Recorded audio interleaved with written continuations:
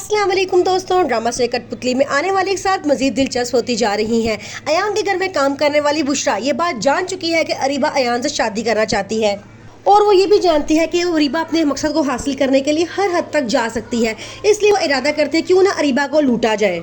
वो अरीबा के पास जाती है और जाके कहती है कि मैं एक पीर साहब को जानती हूँ, अगर आप मुझे इजाज़त दे तो मैं उनसे जाके कहूँगी कि आपकी और अयान की शादी के लिए कुछ ना कुछ करें, तो वो ज़रूर कुछ ऐसा करेंगे जिससे आप दोनों की शादी हो जाए।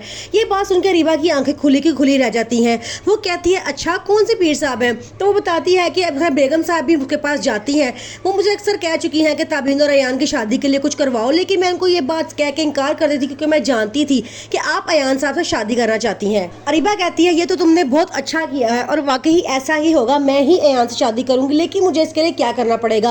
अब काम वाली समझ जाती है कि अरीबा अब जो वो बात कहेगी अरीबा वो मान लेगी।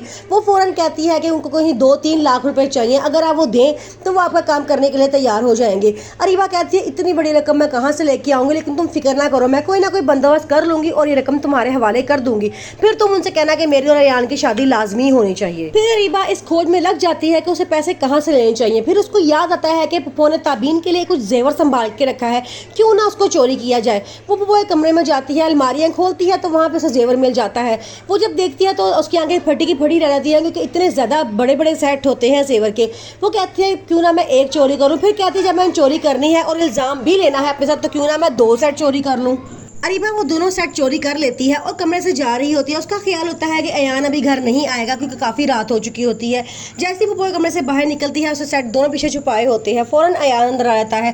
अयान को देख के वो बहुत ज़्यादा डर जाती है। अयान कहता है क्या हुआ है, तुम्हारी तबीयत तो ठीक है ना। वो वहाँ से एकदम भाग जाती है, लेकिन अयान को भी शक हो जाता है कि कुछ ना कुछ तो गलत हुआ है। अयान की मामा पूरी तरह चाहती हैं कि अयान को अरीबा के जादू से बचा सकें। वो हर वक्त अयान पर नजर रखती हैं कि कहीं ये दोनों इकट्ठे ना हो, लेकिन अरीबा बार बार कोई ना कोई ऐसा मौका ढूंढ लेती है जिसमें वो अयान के सामने मजलूम बन जाती है और अयान को पिछली बातें बार बार याद करवाती है कि वो उसकी पहली मोहब्बत रह चुकी है।